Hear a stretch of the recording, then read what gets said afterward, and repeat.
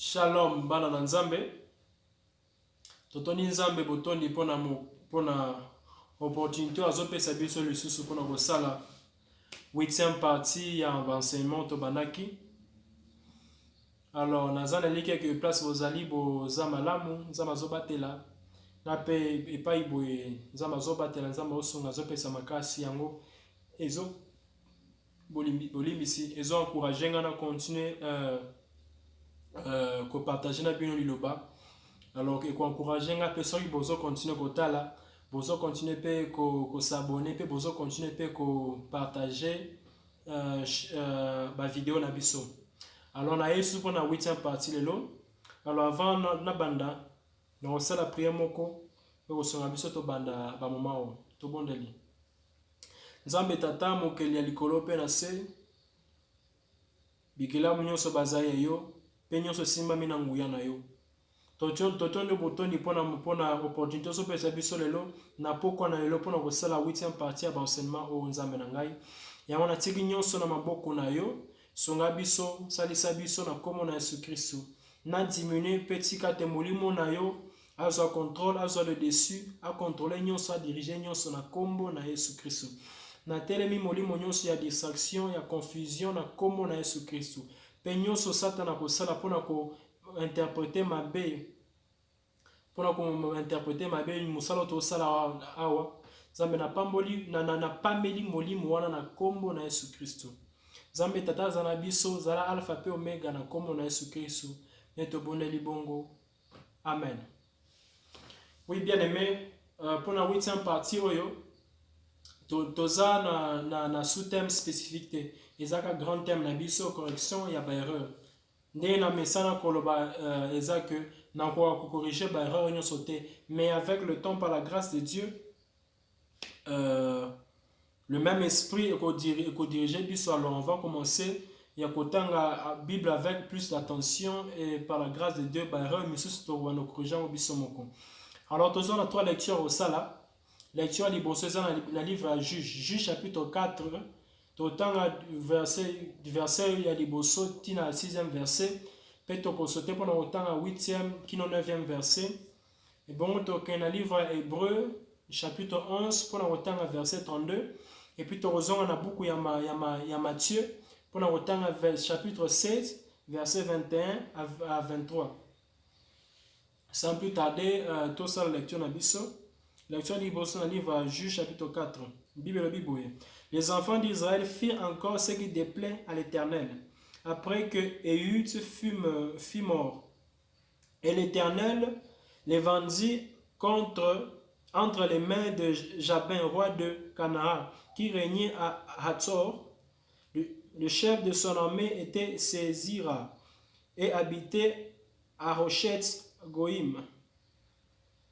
Les enfants d'Israël crièrent à l'Éternel, car Jabin avait 900 chars de fer, et il opprimait avec violence les enfants d'Israël depuis 20 ans. Dans ce temps-là, Déborah, prophétesse, femme de Lapido, était juge d'Israël. Elle siégeait sous le palmier de Déborah entre Rama et Bethel dans la montagne d'Éphraïm. Et les enfants d'Israël montaient vers elle pour être jugés. Elle envoya appeler Barak, fils d'Abinoam, de Kadesh Nephtali, et lui dit: N'est-ce pas l'ordre qu'a donné l'Éternel, le Dieu d'Israël? Va, dirige-toi sur la montagne de Tabor et prends avec toi 10 000 hommes, des enfants de Nephtali et des enfants de Zabulon. J'attirerai vers toi au torrent de Kison, saisir le chef de l'armée de Jabin, avec ses chars et ses troupes, et je le livrerai entre tes mains. Verset 8. Barak lui dit: Si tu viens avec moi, j'irai, mais si tu ne viens pas avec moi, je n'irai pas. Elle répondit: J'irai bien avec toi, mais tu n'auras point de gloire sur la voie où tu marches, car l'Éternel y verra Sésira entre les mains de la femme. Parole du Seigneur. Hébreu chapitre 11, verset 32. Bible. Que dirais-je encore, car le temps me manquerait pour parler le temps me manquerait pour parler de Gédéon, de Barak, de Samson, de Jephthé, de David, de Samuel et des prophètes. Iloba na Nzambe. Lecture à ce dans le livre à Matthieu 7. Matthieu 7, 21 à 23. Ceux qui me disent Seigneur, Seigneur n'entreront pas dans le royaume des cieux, mais seulement celui qui fait la volonté de mon Père qui est dans les cieux. Plusieurs me diront en ce jour-là, Seigneur, Seigneur, n'avons-nous pas prophétisé en ton nom? N'avons-nous pas chassé des démons en ton nom? Et n'avons-nous pas fait beaucoup de miracles en ton nom? Alors je leur dirai ouvertement, je ne vous ai jamais connu. Retirez-vous de moi, vous qui commettez l'iniquité. Liloba ya Nzambe. Yes, balingami na Nzambe naza nelike que 8e partie ekoya kopesa réponse na partie na première partie tosalaki wana. Na première partie tosalaki wana to essayaki ko comprendre origine ya création ndenge Nzambe akreaki Adamu na Eva. Pe tolobaki lokola Nzambe apesaki mobeko ya kolia mbuma wana te mobeko wana o apesaki ba kolia mbuma apesaki mobeko wana na mobali Adamu apesaka ngo na Eve te. Soki Eve ayebaka ngo na nzela ya Adam, mais Nzambe ya apesaka mobeko wana na Eve te. Donc c'était sur base de ça pour ça la conclusion na biso pona koloba que l'idée ya prédication message ya prédication na kati église epesameli tolobaka l'idée ya côté ya batu epesameli na mwasi te. Peut-être na koyi kondima mwasi ate ya basi. Peut-être, mais on a payé ça kaka malamu et ça peka important te. Et ça peka nécessaire te pour ministère prédication pesami ndena mobali. Alors ce qui se passe c'est quoi tant tozo na babongo ezolo bate que tozo iko kidisa mwasi tozo la kisagazana valeur te oneni te. Et ça va que Nzambe azanzambe ya ordre na ye a établi que mibali bakote ya pe basi bango bakobota batei. Dans ezaki bon c'est pourquoi l'apôtre Paul azoloba que azo permettre moi si ate eza soni pona moi si ate ya moi ko permettre moi si ate mais moi ça kozala sauver na kozala mama moboti donc eza plus honorable pour moi si kobota que côté les maliboso à cher ko prêcher bateau dans un sens wana. Alors deux fois bateau ba utiliser kanini histoire ya Déborah pour na côté les melalikanisi wana ba utiliser histoire de Déborah pour na justifier que basi ba ki côté ya bwana. Alors Nzamba ba non faire comprendre que deux fois tant de temps la Bible ezala ba moment ko il faut totanga kango pour epesa biso déjà idée to et son biso na compréhension.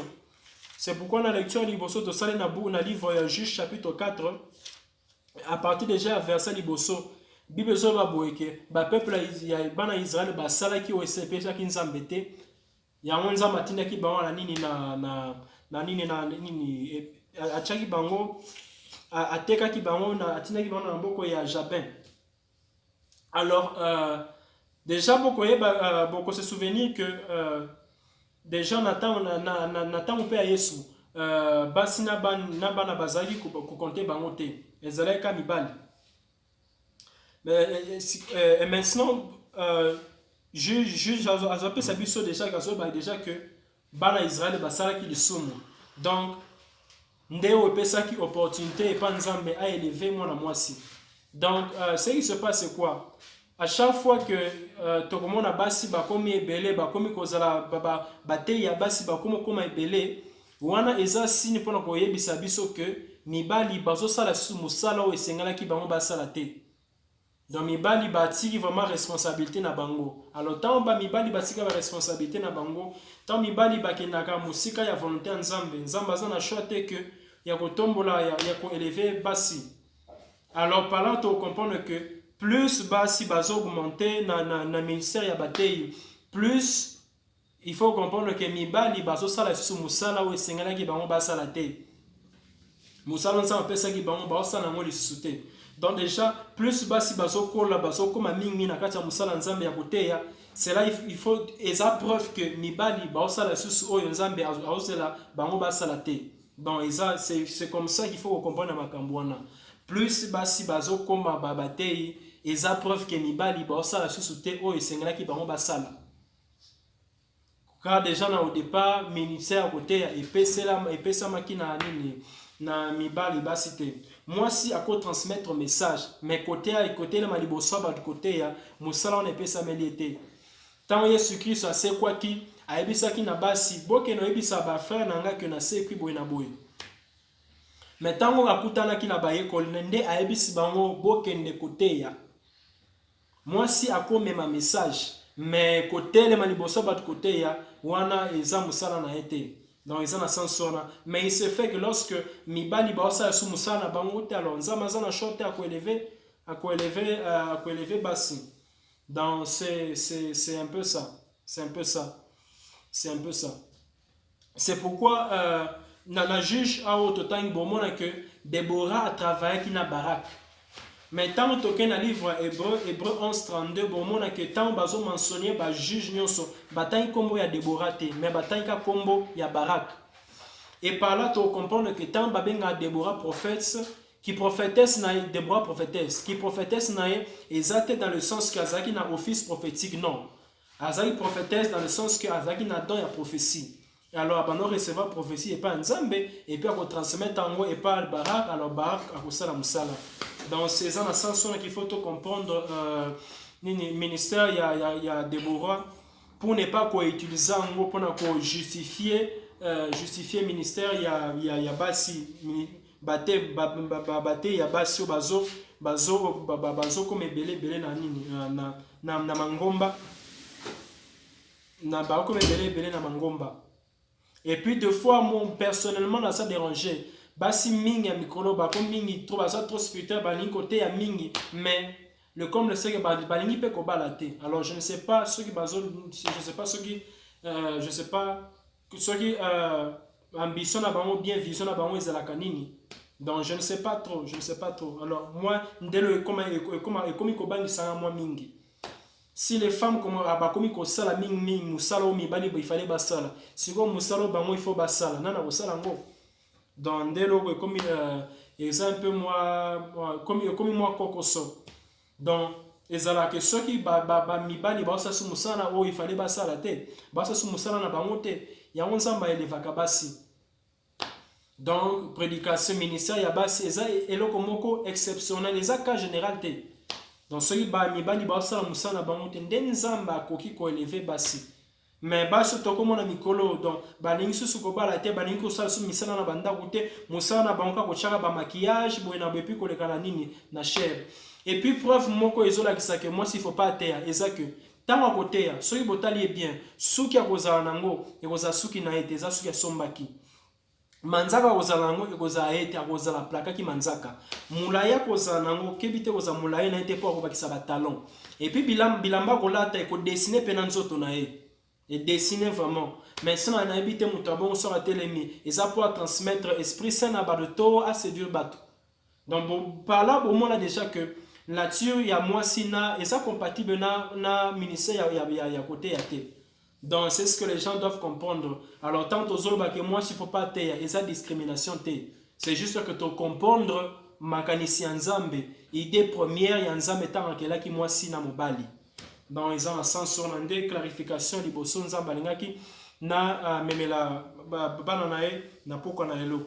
Alors dernière clarification ils ont dans le livre Matthieu 7 21 à 23. Et là au moins nzamba lingana éclairer bato ça que tant Dieu soit sur le baquet mingi bako le bakoya na mingi bako le baquet to sala ki bo pona to tinda to bengana ki bato chasa ki ba demo bona bo mais na kobisa bango bolo ngakuna na ebiminote bono sala bono commettre iniquité.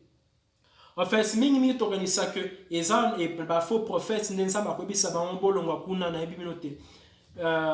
Or qu'en réalité c'est pas vraiment ça puisque bao basala salia soi-disant salia nzambe basala la magie basala kisi basala nini basala binzambi nzambi pona ko sala musala nzambe bango babi déjà que baza nzambe te po basala la satana bango déjà bayebika baza nzambe te. Alors eza bango te nde bakoyike pa yesu po mwana obake yesu tosalaki mpona ye nono bao yesu akoyebisa bango ke bolonga na ye bino te eza bao bazalaki ya nzambe bao bazalaki na kisi te bao bazalaki na kisi te bao bazalaki na nini na bazalaki na binzambi te mais babanosalaka makambo mabe babanokende à l'encontre ya volonté ya nzambe banosala makambo contre mobeko ya nzambe bango nde eza na bango nde nzambe akoyebisa bango ke bolonga kuna. C'est pourquoi il y a des gens qui sont mabe mais basumukaka mais bazomiloba ke bon lokola nazote ya na ensemble la pona bazobika alonza yesu comprendre ngate bango nde siko nzambe la yesu akobisa bango ke bolonga kuna na yebi bino te. Mais bao basalela kisi bao basalaka ba magie bango bamiyebi déjà que baza nzambe te donc déjà na mokola suka donc baza kuna temps ya ko déranger yesu te ke to salela ki to chasaki ba démon non eza bao bazo salela nzambe sans magie sans kisi mais bao bazo landa liloba nzambe te bazo pratiquer bazo landa mobeko nzambe te bango nde po bakanisi ke misala baosala ba manifestation Saint-Esprit donc eko épargner bango eko couvrir masumu bazo sala. Te bien aimé bango nde yesu akobengana koyebisa bango na tikala koyeba bino te. Et par là tozo comprendre que na mokola su ezana basali misusu ya nzambe oyo tokanisaka baza basala nzambe mais ezaka na mokola suka nde tokoyeba ke babandaki kosalela nzambe ya solo te. Donc ata lelo soki tobandi tobandi koselectionne tobandi oclassifie ke oyo asalela nzambe te oyo asala nzambe te oyo asalela nzambe te tokoka mpe kokonte bango nyonso te. Mais zaka na mokola suka yesu ye mokonda koloba ke na etikali koyeba bino te. Donc ndeo clarification nzamba apesa nga na pesa bino lelo na 8e partie oyo nzamba pambola bino. Alors bientôt toko s'efforcer pe to ça la 9e partie pour nous clôturer série d'enseignement oyo nzamba pambola bino na osala prière mukuse pour nous clôturer temps oyo. Nzambe tata totondio botondi pona liloba oyo merci pour la compréhension so pesa biso totiki nyonso na maboko na yo songa biso salisa biso tocha liloba na yo na mosala na kombo na Yesu Kristo amen.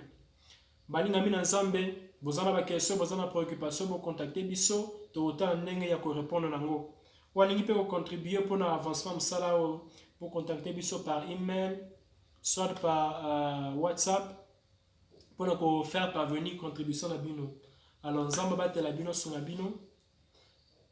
Shalom.